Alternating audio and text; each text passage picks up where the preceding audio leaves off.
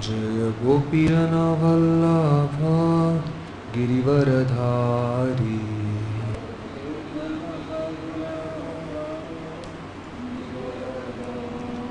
Jaya Yashoda Nandana Vraja Janaranjana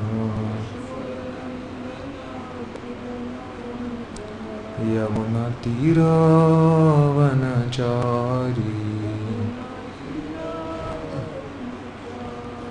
Jaya Radha Madhava Kunja Bihari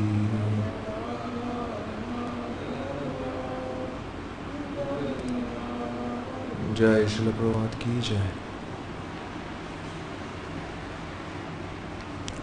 Today we're beginning chapter 6 entitled Putana Killed in the Krishna Book, and in Srimad Bhagavatam it's called the killing of the demon Putana.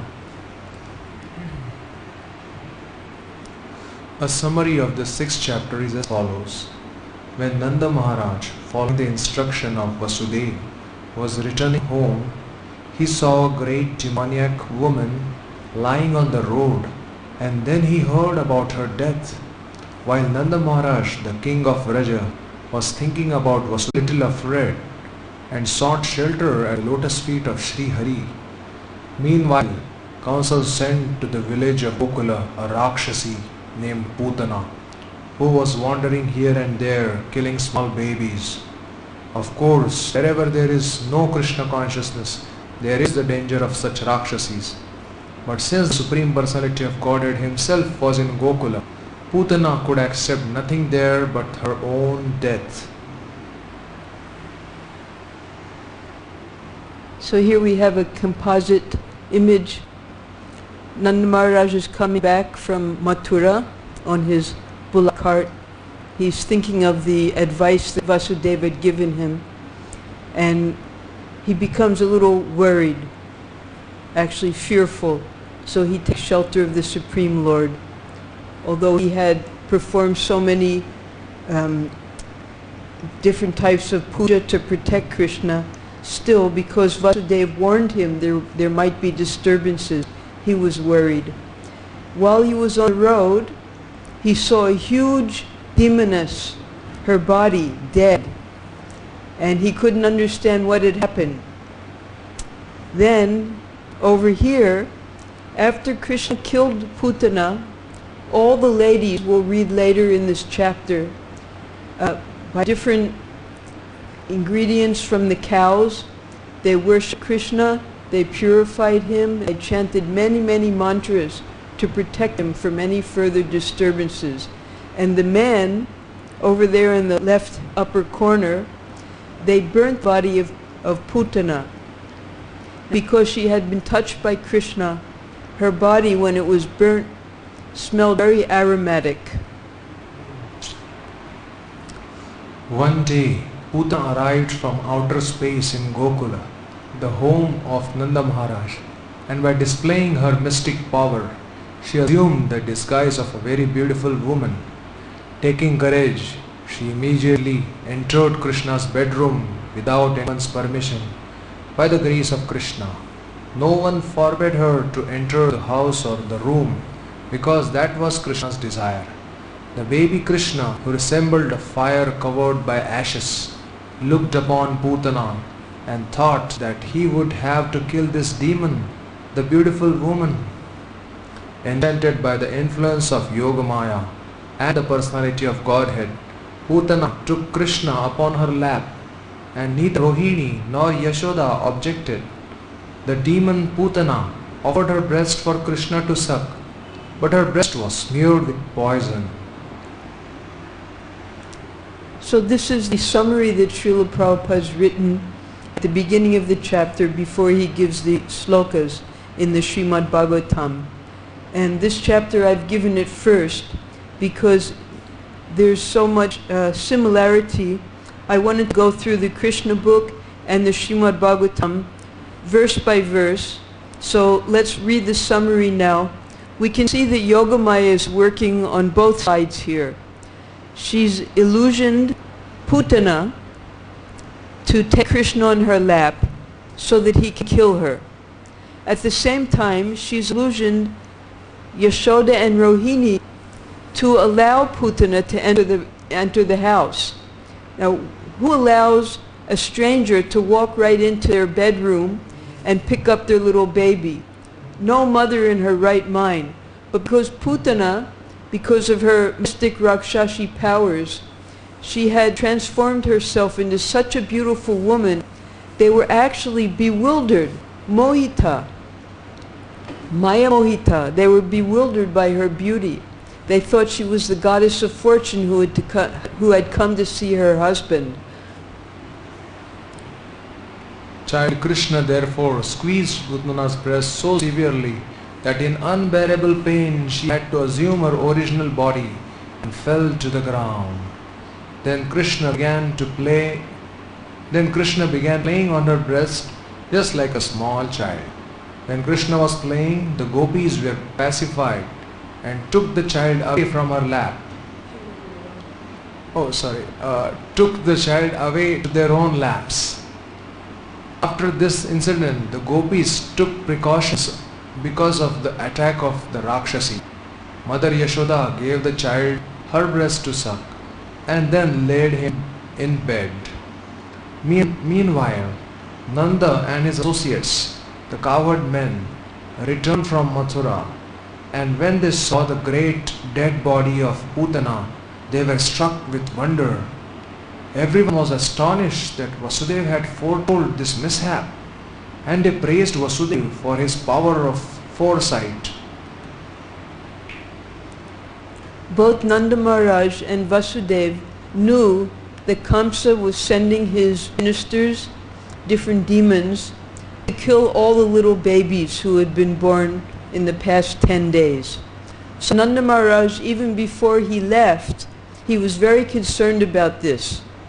He put the other cowherd men, the ones that weren't going to Mathura with him, in charge of Gokul, especially to look after his home and his newborn child. But because Putana was so attractive and so beautiful, even the men became illusioned by her, and they didn't realize that she was actually a great demoness in disguise. The inhabitants of Vraja cut the gigantic body of Putana into pieces, but because Krishna had sucked her breast, she had been freed from all sins, and therefore when the cowherd men burned the pieces of her body in a fire, the smoke filled the air with a very pleasing fragrance. Ultimately, although Putana had desired to kill Krishna, she attained the Lord's abode.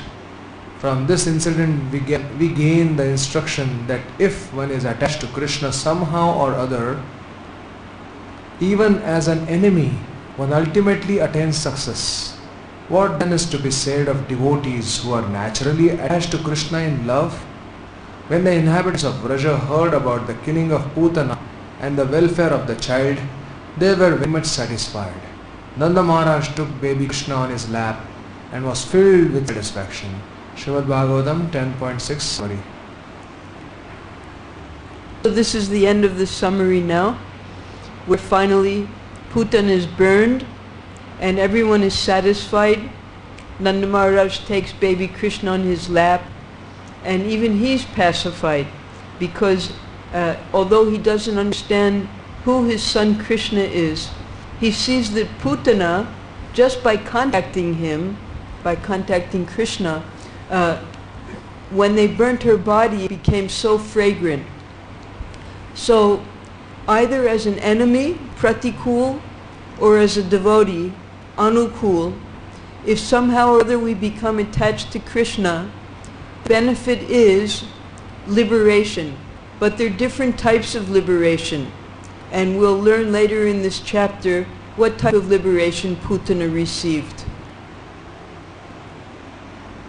While Nanda Maharaj was returning home, he considered Vasudeva's warning that there might be some disturbance in Gokula.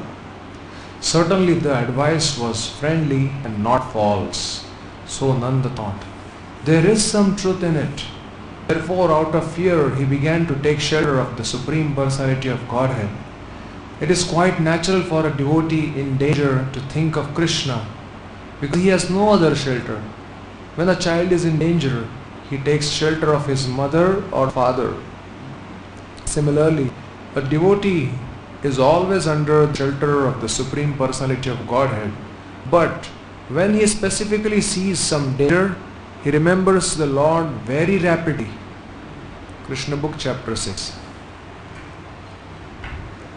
Now, because Nanda Maharaj is the perfection of Vatsalya Ras, he was always thinking of how to protect his little child.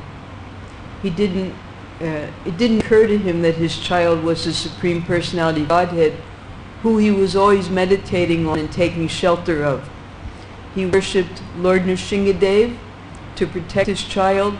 He worshipped Shalagram Shila. And now, this type of fear that he's experiencing, this is also one of the gona rasas, one of the temporary of the 7 rasas that help to enrich the 5 primary rasas. The different udipans, or the different things that increase the loving, I forget what the translation of udipan is, but when they think of Krishna's beautiful smiling face, of his ankle bells, in Vatsalya Ras they have so many different things that increase their love for Krishna just by remembering him in different ways. Now, because he's fearful that someone might harm his baby Krishna, he's taking shelter of the Supreme Lord, and this is how his love increases. Shukadeva Goswami continued, My dear king, while Nanda Maharaj was on the way home, he considered that what Vasudeva had said could not be false or useless. There must have been some danger of disturbances in Gokula. As Nanda Maharaj thought about the danger for his beautiful son Krishna, he was afraid, and he took shelter of the lotus feet of the Supreme Controller. Srimad Bhagavatam 10.6.1. So this is the first verse in the Srimad Bhagavatam. Prabhupada explained it practically exactly the same in the Krishna book. He was considering, he knew that the advice of Vasudeva was both friendly and useful. And that fear that he was experiencing wasn't like material fear and anxiety. The fear was because he wanted to protect the Supreme Lord as his little son. In the material world, fear is caused by lack of faith in the Supreme Lord, because we fear the future. We don't know what's going to happen. But here, the fear is he's just thinking of his little son Krishna and how he wants to protect him. So it's a different type of fear. Whenever there is danger, the pure devotee thinks of the protection and shelter of Supreme Personality of Godhead. This is also advised in Bhagavad Gita, for a devotee has no other course than to take shelter of the Lord at every step. Srimad Bhagavatam 10.6.1 purport. O son of Prutha, those who take shelter in me, though they be of lower birth, women, Vaishyas, merchants, and Shudras, workers, can attain the supreme destination. How much more this is so of the righteous Brahmanas, the devotees and the saintly kings. Therefore, having come to this temporary miserable world, engage in loving service unto me. Engage your mind always in thinking of me. Become my devotee. Offer obeisances to me and worship me. Being completely absorbed in me, surely you will come to me. Bhagavad Gita 9.32 to 9.34. So this is the very center of the Bhagavad Gita. And here Prabhupada is quoting the middle verse here, Anityam asukam lokam imam prapya bhajasva mam. And in the English it's Therefore, having come to this temporary, anityam, miserable world, asukam lokam, engage in loving service unto me. And then Krishna gives the key verse of the Bhagavad Gita, Manana Bhava Madbhakto Madhyaji Mam Namaskaro, these four things. So here we have the Vaishyas, that's Nanda Maharaj, who's taken shelter of the Supreme Lord. And even he, of course, can attain the supreme destination. In fact, he's come from the supreme destination to exhibit these beautiful childhood pastimes for our benefit. After consulting with his demoniac ministers, Kamsa instructed a witch named Putana, who knew the black art of killing small children by ghastly sinful methods, to kill all kinds of children in the cities, villages and pasturing grounds. Krishna Book Chapter 6. While Nanda Maharaj was returning to Gokula, the same fierce Putana, whom Kamsa had previously engaged to kill babies, was wandering about in the towns, cities and villages, doing her nefarious duty. Srimad Bhagavatam 10.6.2. Putana had killed many, many little babies and children. And they kill them and they eat their flesh. That's why they kill the little babies. Of course, now that Kamsa had given her the order, she's really having a wonderful time, because she has free run now to kill all the little babies she can. And in the other shastras of the 6 Goswamis, such as Jiva Goswami's Gopal Champu, he describes how she killed them. In this instance, she's killing Krishna, trying to kill Krishna by smearing the poison on her breast. Otherwise, she would kidnap them, and because she was a K-chari, K means the air, the ether, Chari means one who can move in the air. She was a particular, very powerful type of demoniac witch that was able to fly in the sky. So after kidnapping these children, she would fly up in the sky, drop them down, and naturally newborn babies, they would die instantly, and then she would feast on them. Such witches can play their black art only where there is no chanting or hearing of the holy name of Krishna.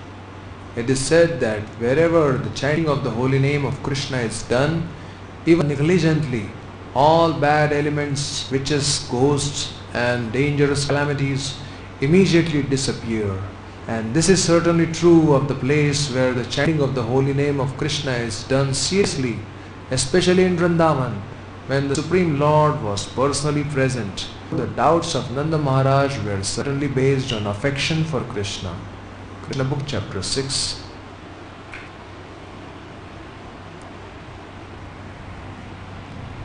So we can understand why it was that these other babies were killed by Putana. But what Jiva Goswami explains is that what actually was happening was, when she was dropping the babies down in Braj here, because she flew all over, not just in Braj. She went to other kingdoms, and at that time Govardhan was very high. So she was bringing the babies from other kingdoms, flying up in the sky with them, and dropping them down on Govardhan Hill. And she thought that they were being killed by the sharp rocks of Govardhan. But actually, the Gopas and the Gopis, they were catching all these babies and adopting them as their children. And later, as described by Srila Rupa Goswami in Lalita Madhava, these little girls, they became the Gopis, who later, after Putana was killed, after Kamsa was killed, and all, they came and reclaimed their children, their little girls, who had by that time grown up. And it was these little girls, now grown up, who married Krishna and became their wives. And Rupa Goswami has so exactly described who was who accordingly. For instance, Chandravali became Rukmini, Radharani became Satyabhama, and Vishaka became Kalindi, Lalita became Jambavati, and like that he explains the principal queens.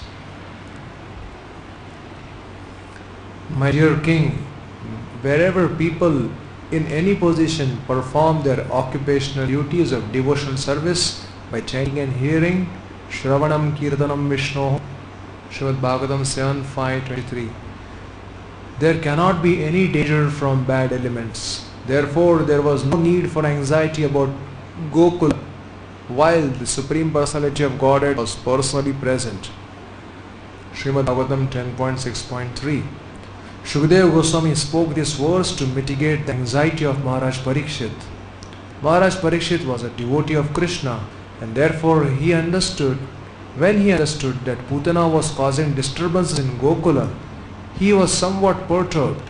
Shukadeva Goswami therefore assured him that there was no danger in Gokula. This is from the purport. That is the purport. Oh, this is the It's a short purport. Because Prabhupada explains why Sukadeva Goswami spoke this particular sloka to Parikshit Maharaj. He, being a pure devotee himself, he became upset also when he heard about these disturbances. And he also, just as Nanda Maharaj became fearful and was praying to the Supreme Lord, so Parikshit Maharaj, he also became fearful that how is happening to the devotees in Gokul? So in this sloka, Sukadeva Goswami assures him that wherever the occupational duties of devotional service are being performed and the chanting and hearing of the Supreme Lord Vishnu are going on, there cannot be any danger from bad elements. This is all the Leela of the Lord. He particularly wanted to kill these demons for specific reasons because of their previous births.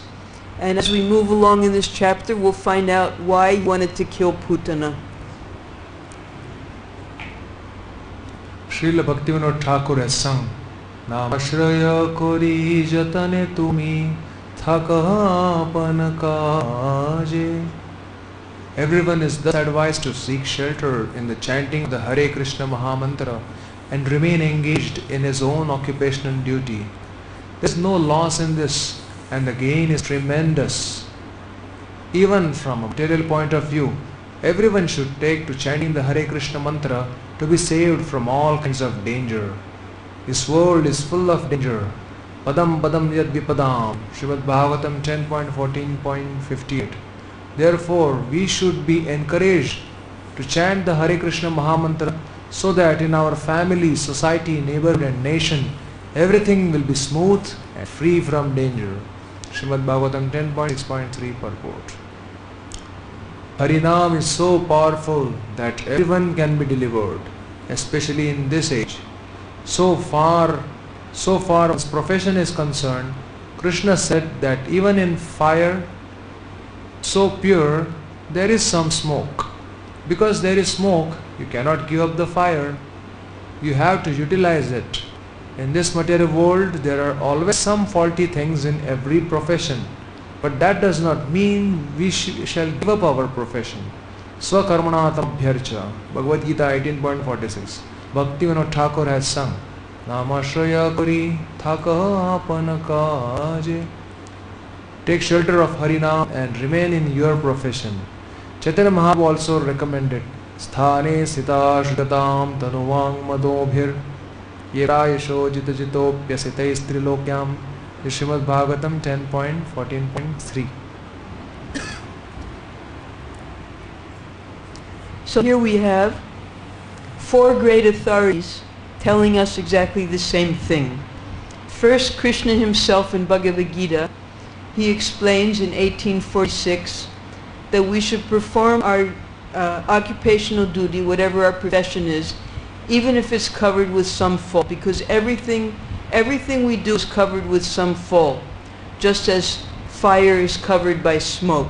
But we shouldn't give up our responsibilities, our duties given to us.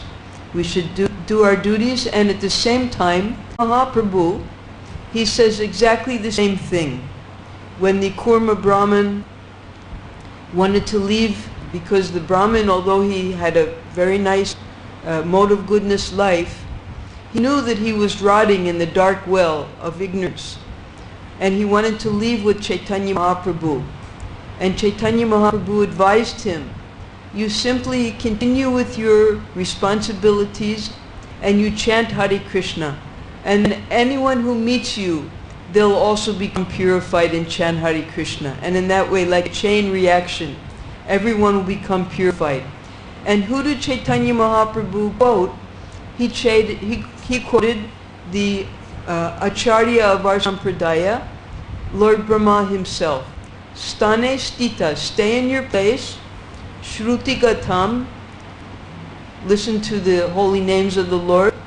And with your tanu, your vak, and your man, the three things, your body, your words, and your mind. Always be engaged in Krishna's service and hearing the chanting of the holy name. Once upon a time, Putana Rakshasi, who could move like desire and was wandering in outer space, converted herself by mystic power into a very beautiful woman and thus entered Gokula, the abode of Nanda Maharaj. Srimad Bhagavatam 10.6.4. Rakshasis learn mystic powers by which they can travel in outer space without machines. In some parts of India, there are still such mystical witches who can sit on a stick and use it to fly from one place to another in a very short time.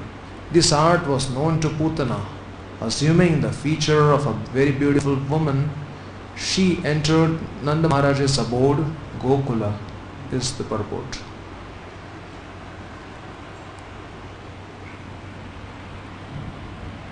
So now begins the saga of how Putana was killed. According to her mystic powers, being a Rakshasi, she was able to fly, she was able to change her form, and all of this was simply to do evil. The devotees, with the siddhas on Siddhaloka, they can also fly anywhere they want in the universe, and great devotees such as Indra, they can also change their form however they want, but they use it simply to disturb the devotees. And here she's going to use these two great powers to try to kill little baby Krishna. Actually, there was no danger from the activities of Putana, despite her powers. Such witches are called Khechari, which means they can fly in the sky. This black art of witchcraft is still practiced by some women in the remote northwestern side of India. They can transfer themselves from one place to another on the branch of an uprooted tree.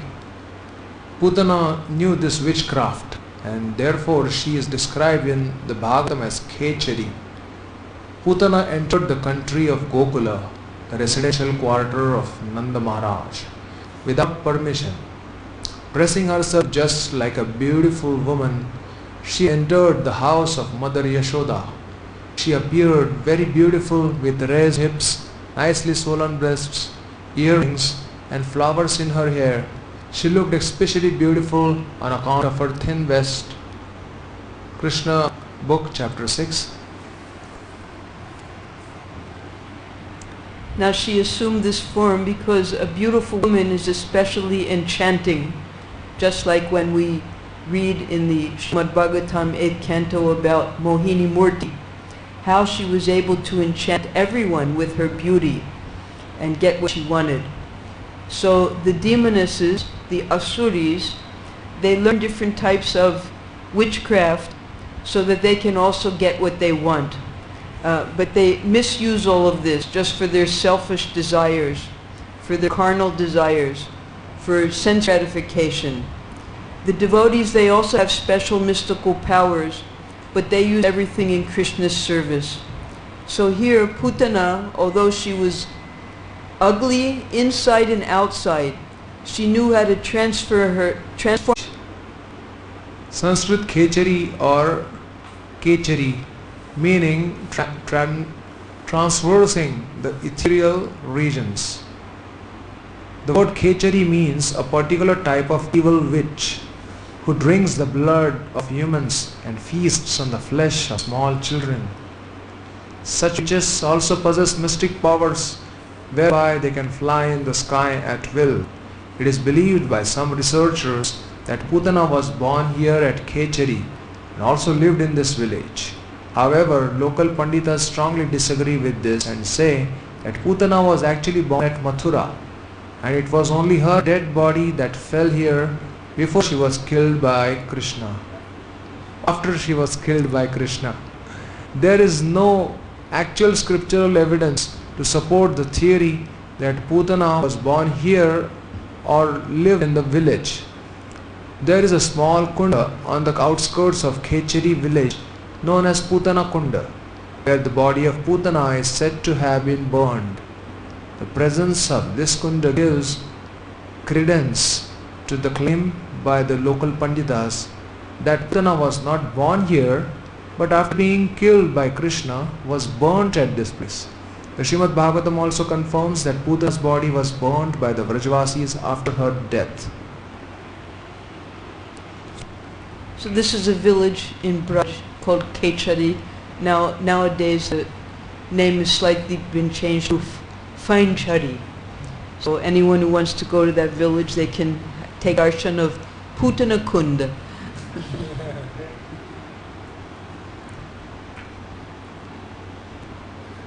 Her hips were full, her breasts were large and firm, seeming to overburden her slim waist, and she was dressed very nicely. Her hair, adorned with a garland of mallika flowers, was scattered about her beautiful face.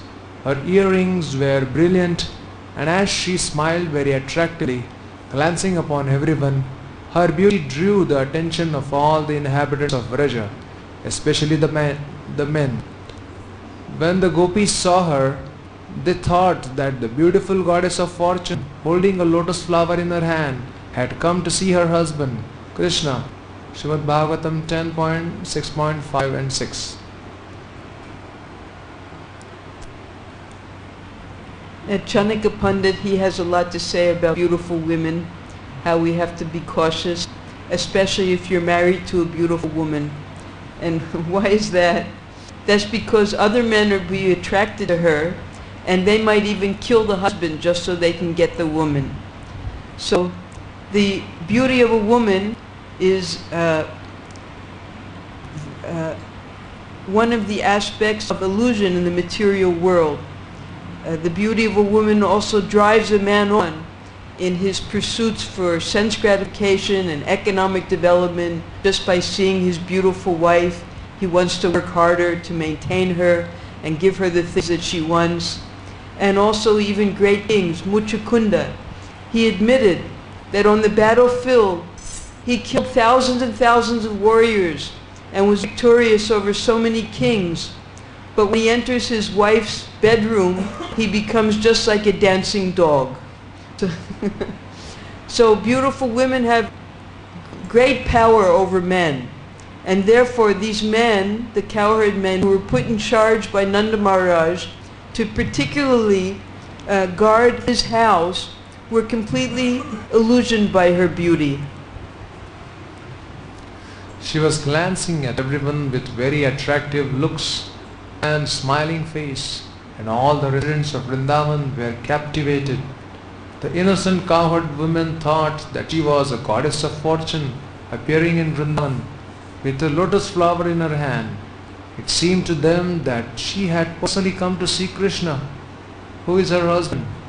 Because of her exquisite beauty, no one checked her movement, and therefore she freely entered the house of Nanda Maharaj. Putana, the killer of many children, found baby Krishna lying on the small bed, and she could at once perceive that the baby was hiding his unparalleled potencies. Putana thought, this child is so powerful that he can destroy the whole universe immediately. Krishna Book Chapter 6. So Putana, she had enough powers to understand a little bit about the potency of Sri Krishna. Previously, in the summary of the chapter, Prabhupada wrote that Krishna was like a fire covered by ash. A fire covered by ash is much more dangerous than a blazing fire. For instance, you can step on the ash, not realize the fire's there, and your whole foot will be burnt off. So this is exactly what happened to Putana. She saw that he was very powerful, but because he had assumed the very fragile and beautiful form of a new baby, she couldn't understand how powerful he actually was. While searching for small children, Putana, whose business was to kill them, of Nanda Maharaj, obstructed, having been sent by the superior potency of the Lord.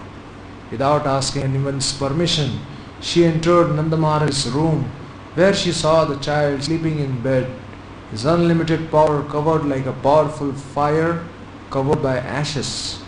She could understand that this child was not ordinary, but was meant to kill all demons. Srimad Bhagavatam 10.6.7.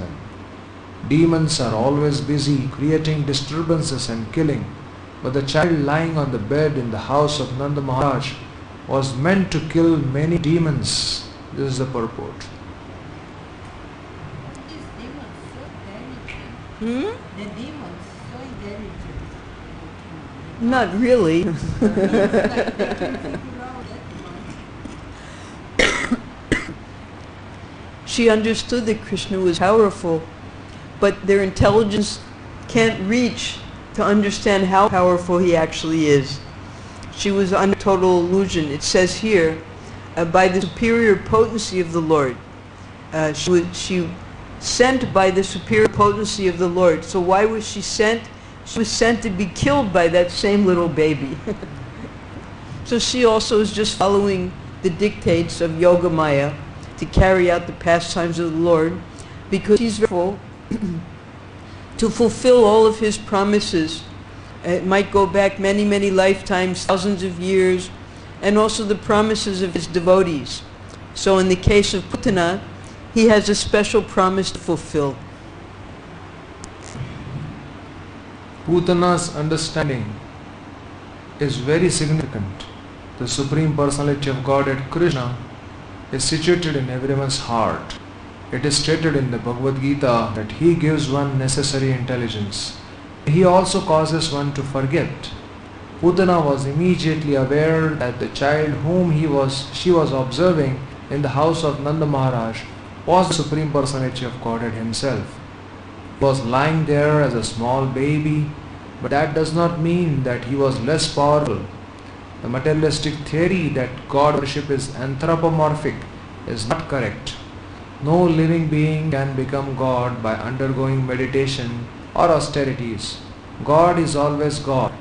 Krishna as a child baby is as complete as he is as a full-fledged youth. Krishna Book Chapter 6.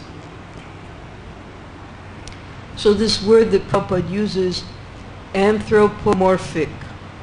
So morph means form, and anthro means human. So what the atheists say is that there is no God, but less intelligent people, because they feel they have to take shelter and they have to worship something, they imagine a form of a superior being with the human form. And that's called anthropomorphism. When you create a form of the Lord according to your imagination that has a human form. So, for instance, I just read something yesterday, and a person said, I was an atheist until I realized that I was God. So the foolish atheists who refuse to accept the authority of the Supreme Lord, either they completely deny the existence of God, or they think that through meditation and yoga they can become God. So both are complete fools. They're completely covered by the external energy of the Supreme Lord, and they never get to understand the glories of the Supreme Lord. In fact, Krishna he pushes them down into lower and lower life species because they refuse to serve the Supreme Lord. The Mayavadi theory holds that the living entity was formerly God, but has now become overwhelmed by the influence of Maya. Therefore they say that presently he is not God, but when the influence of Maya is taken away, then he again becomes God. This theory cannot be applied to the minute living entities. The living entities are minute parts and parcel of the Supreme Personality of Godhead.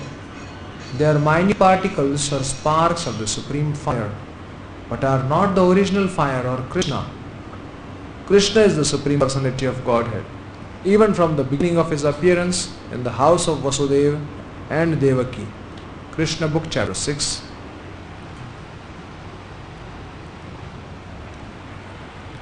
So now the Mayavadis, they're being exposed. First of all, Mayavadi means that to have different Leela. And therefore, very unfortunately, I once met a Mayavadi, although we're never supposed to hear their philosophy, just by chance, because I was preaching to one person who I thought would become a devotee. So that person described what their concept of life is. They said, yes, I'm God and you're God, and we're all engaged in our Leela here in the world. So according to them, we're all God and we're all having our Leela. The only problem is that, for instance, this person who was preaching to me like this, very soon afterwards got cancer. So is that also a part of Leela to suffer like that? Well, that they can't explain. Or for instance, Prabhupada gives the example when a Mayavadi sannyasi gets a toothache. So do they consider that to be the Leela of God? No, they're completely bound up in the Lord's inferior energy. But due to their arrogance and their envy of the Lord, they don't admit this Lord exists. Instead, they insist that they're the Supreme Lord. Lord Sri Krishna, the all-pervading super soul lying on the bed, understood that Putana, a witch who was expert in killing small children, had come to kill him. Therefore, as if afraid of her, Krishna closed his eyes. Thus Putana took upon her lap him who was to be her own annihilation. Just as an unintelligent person places a sleeping snake on his lap, thinking the snake to be a rope. Srimad Bhagavatam 10.6.8. In this verse, there are two perplexities. When Krishna saw that Putana had come to kill him, he thought that since this woman was present with motherly affection, although artificial, she had to offer her a benediction. Therefore he looked at her with a little perplexity and then closed his eyes again. Putana Rakshasi, who was perplexed, also was perplexed. She was not intelligent enough to understand that she was taking a sleeping snake on her lap. She thought the snake to be an ordinary rope. The two words Antakam and Anantam are contradictory. Because of not being intelligent, Putana thought that she could kill her Antakam, the source of her annihilation. But because he is Ananta, unlimited, no one can kill him. Srimad Bhagavatam 10.6.8 purport. So now Srila Prabhupada will go into a long description of, first I've given the verse here because we can see where those two words come in that Prabhupada is speaking about. This Antakam and Anantam. So you can read this and then we'll read Prabhupada's Vibudhyatam balkamarika graham characharatma sanimilite kshana anantam aropayat ankam antakam yathoragam suptama buddhirajjudhihi. Vibudhya means understanding. Tam, her or Putana, Balaka Marika Graham, a witch very expert in killing small babies. Chara Achara Atma, Krishna, the all-pervading super soul. Saha, he. Nimilita Ikshanaha, closed his eyes. Anandam, the unlimited. Aropayat, she placed. Ankam, on her lap. Anandakam, for her own annihilation. Yatha, as. Uragam, a snake. Suptam, while sleeping. Abuddhi, a person who has no intelligence. Rajjudhi, one who thinks a snake to be a rope. So we know that Krishna is the unlimited, he's Anantam, but for Putana, he's Antakam. Anta means the end. So the Anantam will become the Antakam for Putana. That means he'll kill her. And why is that? Because she didn't have enough intelligence to understand that this snake that she was putting on her lap, Krishna, Anantam, he appeared to be sleeping, or she actually thought it was a rope, but this snake was going to bite her. Krishna showed the nature of a small baby and closed his eyes, as if to avoid the face of Putana. This closing of the eyes is interpreted and studied in different ways by the devotees. Some say that Krishna closed his eyes because he did not like to see the face of Putana, who had killed many children and who had now come to kill him. Others say that something extraordinary was being dictated to her, and in order to give her assurance, Krishna closed his eyes so that she would not be frightened. And yet others interpret in this way. Krishna appeared to kill the demons and give protection to the devotees, as it is said in Bhagavad Gita, Paitranaya Sadhunam Vinashaya Chashkritam, Krishna Book Chapter 6. According to Brahma Vaivarta Purana, Putana had been Ratnamala in her previous life, the younger sister of Bali Maharaj. When Lord Vamana came into the assembly in Bali Maharaj's palace, everyone was astonished by this 5-year-old brahmachari boy, looking like the epitome of saintliness and sweetness in his deer skin with a belt of straw and an effulgence even brighter than the sun. When Ratnamala saw this beautiful little boy, she became overwhelmed with maternal feelings towards him. Understanding her desire, the Lord spoke to her, giving her the benediction that in her next life she would be able to suckle him just like a mother. However, shortly after this, Lord Vamana took the whole universe from Bali, and Ratnamala's mood of attraction for the Lord changed into one of hatred. Within her mind, she thought, perhaps I will have you as my son and breastfeed you, but if I do, I will then kill you.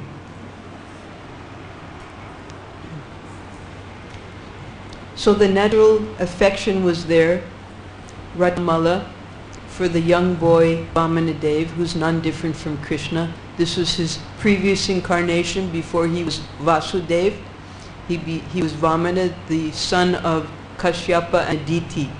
So in that incarnation, according to Brahma Vaivarta Purana, when Bali Maharaj was holding his assembly and Vamanadev came, Ratnamala was naturally attracted to him in Vatsalya Ras. And Vamanadev even told her, in your next life, you'll be able to be my mother. But after she saw how Vamanadev had tricked her own brother, and taken everything away from him, put his foot on his head, and then tied him up with snake ropes, and pressed him down into the lower planets, she was so outraged that she said, well, even if I do get you as my son, I will kill you. So this is the appearance of Putana with these two contradictory feelings for the Supreme Lord. One is motherly affection, and the other is she wants to kill him. That's the perfect explanation of Putana's mentality. The first demon to be killed was a woman. According to Vedic rules, the killing of a woman, a brahmana, cows or a child is forbidden. Krishna was obliged to kill the demon Putana, and because the killing of a woman is forbidden according to Vedic Shastra, he could not help but close his eyes. Another interpretation is that Krishna closed his eyes because he simply took Putana to be his nurse. Putana came to Krishna just to offer her breast for the Lord to suck. Krishna is so merciful that even though he knew Putana was there to kill him, he took her as his nurse or mother. Krishna Book Chapter 6. So this is the beautiful absolute nature of the Supreme Lord Shri Krishna, that despite her external attempt to kill the little baby, she actually approached him in a maternal mood to feed him her breast milk. Breast milk doesn't come automatically. Breast milk, anyone who's had a child, Hail? Hail.